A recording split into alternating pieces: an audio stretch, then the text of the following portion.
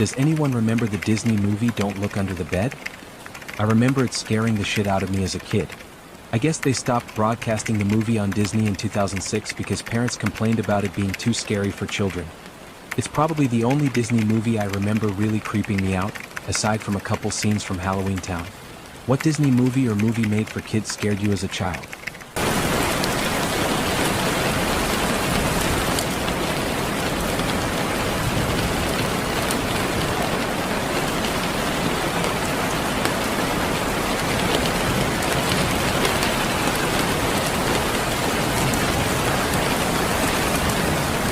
It's spooky month, yeah, spooky.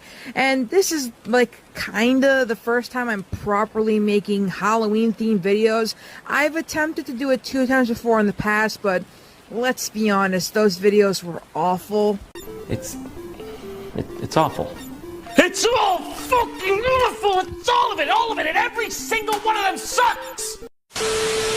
But I thoroughly believe that the Unnamed Spooky Show, which is what I'm going to call this show, the Unnamed Spooky Show, will do well this year. Because I have faith in you guys, because you guys voted for Unnamed Spooky Show, and it's happening. We're here. And what better way to start off Spooky Month than by talking about a Disney Channel original movie, because they are best known for making good spooky movies. So Don't Look Under the Bed is a 1999 American fantasy horror TV film directed by Kenneth Johnson. It was released on October 9th of 1999 as part of, like, it's basically just a Disney Channel original movie. You know, it's a DCOM, thingy. No need to, see if fans or about it. The plot of the movie is something that we gotta talk about, because this is definitely something. So the movie's main character is named Frances Bacon McCausland. Wow, her middle name's Bacon. Her parents must have really loved her. I don't know. Well, she's an intelligent and level-headed girl because she's a Disney Channel girl, so whatever. And she's starting high school a year early, so again, smart character, child. It's the cliche.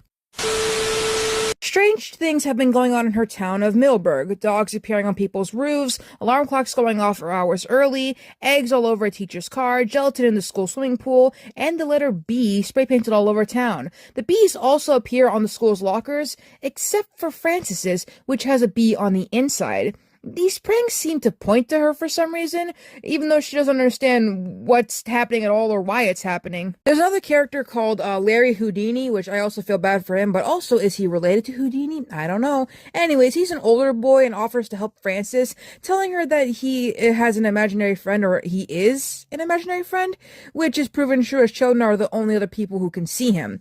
Larry tells Frances that she's being framed by the boogeyman, and she of course has a hard time believing this because, smart kid character. Boogeyman causes a blackout foreshadowed by all the bees he spray painted. However, Frances' home is unaffected, with all of its Christmas lights remaining on. She then loses her friendship with her best friend Joanne, makes a fool out of herself trying to convince others that Larry is real, and causes her family to question her sanity. At her wit's end, she checks out the boogie book from the library for Larry, who decides to build a refuge detailed in the book, which will age the boogeyman into a harmless old geezer. Frances later learns that Larry was her brother Darwin's imaginary friend who still cares about him, but Frances convinced Darwin to grow up and stop believing in him. Larry also cooks up boogie goo to use as bait and finds it delicious, which scares Frances. She looks for boogeyman origins in the book, learning that the boogeyman, a boogeyman, is created when the creator of an imaginary friend stops believing too soon. Ooh, you know what that means. Anyways, having accidentally stepped in boogie goo, Darwin attracts the boogeyman and gets kidnapped while sitting in Frances's room. Frances and Larry follow him to the boogie world dimension, which exists underneath Frances's bed, hence the don't look under the bed thing. During the skirmish, Larry turns into a boogeyman due to Darwin's lack of belief in him, while the other boogeyman dragged Darwin towards a cliff. However, Frances does convince Darwin to believe in Larry again, reverting him to normal. After using the temp-refuge on the boogeyman, Frances realizes it's her old imaginary friend Zoe. Frances stopped believing in her when Darwin fell ill, deciding it was time to grow up. Frances proves she still cares about Zoe, holding her hand and causing her to revert to normal. Frances and Darwin then return to the real world, where her parents reveal the same antics that occurred in Middleburg are occurring in another city. Larry reveals that the guy in his head just ordered him to go take care of the other boogeyman. Zoe offers to assist, as she was rather inexperienced as a boogeyman and was thus easy to fight. This makes Frances distraught, as it was not easy for her to believe in them again, and before Larry and Zoe leave, Larry tells Frances that it's alright to show her, and that her childhood was great, so adulthood is also good if she keeps a sense of wonder and stuff like that. He then kisses her, and I think I'm just gonna end the movie. I'm done. No, I'm good.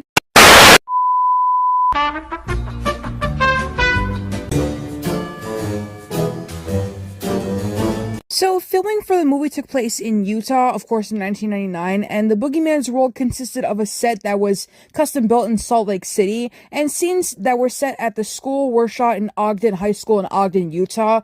But other than that, this whole movie just takes place in Utah. The Boogeyman was actually going to be a lot scarier in early concept drawings. According to the film's director Kenneth Johnson, the character was really dark and had quills sticking out. It was nightmarish. I said, why don't we take him more Victorian, and let's have his dialogue be limerick-like and make it a little bit lighter. Apparently, Eric Ty Hodges II, the person who plays Larry in the movie, wasn't really written as a black character in the script.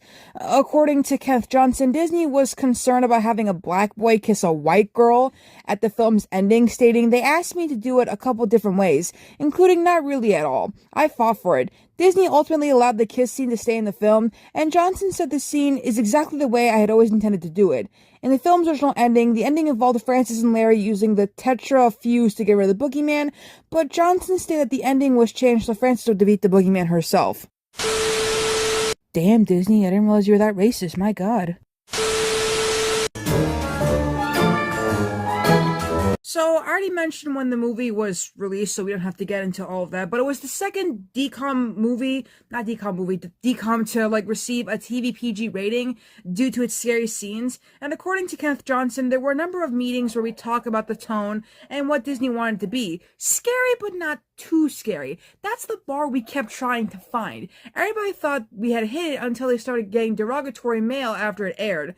Due to complaints from parents who found the film to be too scary for young children, the Disney Channel ceased annual rebroadcasts of it during the month of October after 2006, but it's now available to stream on Disney Plus, so it's alright. It almost reminds me of Crybaby Lane, that horror movie that Nickelodeon made, except that Crybaby Lane was lost media for a very long time, while Don't Look Under the Bed isn't lost media, so there's some differences with that. But anyways, in 2012, Complex ranked the film at number 19 on the magazine list of the best 25 DCOMs.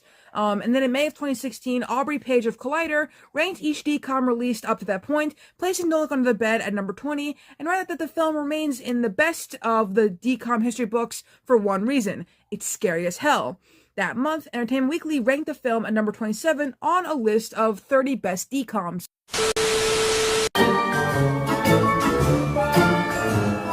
So, I know that this part of the video might confuse you as to why Don't Look Under the Bed is considered to be Disney Channel's last horror movie, but lucky for you, we have a Screamer article explaining that for us. Disney Channel has a long history of producing family-friendly TV movies with spooky or supernatural elements that usually and benefitingly air during the Halloween season. Like Under Wraps and Mom's Got a Date with a Vampire and Halloween, the whole Halloween Town series movies. They all certainly borrow elements from the horror genre, but they're not really classified as proper horror movies, given that they're more wholesome and comedic than scary. Which, I don't know, one of the Halloween Towns is really scary, but everything else is fine. Don't Look Under the Bed differed from the Disney Channel's usual Halloween output. Like I said before, it first aired in October of 1999, and it was helmed by sci-fi bigwig Kenneth Johnson. And it was also, like I said before, the second ever Disney Channel original movie to receive a PG TV rating. And I already told you the plot of the movie, so we don't need to get into it. But so far, it's so kid-friendly, yet not really. As tame as the plot of the movie is, or might sound, the movie did have some genuinely frightening elements. Not only is Steve Valentine's boogeyman a creepy character, as Don't Look Under the Bed progresses Aaron to learn imaginary friends become boogeymen when their kids stop believing in them. And I already told you, that Larry was her younger brother's imaginary friend, and she encouraged him to stop believing in him after he got diagnosed with leukemia, which I didn't know that part. But this kickstarted Larry's own creepy American Werewolf in London-like transformation into a boogeyman. And there are some pretty grown-up motifs nestled in there too, like childhood illness and the fear of growing up and the loss of innocence. While the Disney Channel and director Kenneth Johnson were going for a scary but not so scary vibe, according to an interview with Entertainment Weekly, it seems that Don't Look Under the Bed had an opposite effect. Consequently, Disney Channel was allegedly flooded with complaints from parents who thought the movie was too scary and dark for younger viewers. Legend has it that the Disney Channel stopped airing the movie in response and the parental backlash is likely the reason why the network hasn't made a horror movie, or at least one quite like that one since. Think of all the horror movies they make now, and notice how they're not that scary. But of course, Disney Channel didn't completely cease the spooky output, because of Don't Look Under the Bed, but the network could tone down its so-called horror-themed content in wake of that movie. For Disney Channel to not, fans to not be too scarred by the movie, it's all right. And of course, like I said before, the movie is available to watch on the Disney Plus. So if you want to watch it and see if it was scary, hey, you can, but fair warning, you're an adult now, so you're not going to probably think it's scary. Back then, for kids, it was scary, and that's just the argument we always got to make. And that's kind of all there is to say about this movie in general. I really wanted it to be the first episode of Unnamed Spooky Show, so I'm glad I did this one instead of any other Disney horror movie, or Nickelodeon one for that matter. But I do hope you enjoyed this video, because I tried my best to make this video kind of cool, let's not kid ourselves. I tried my best, and, pat myself on the back for that.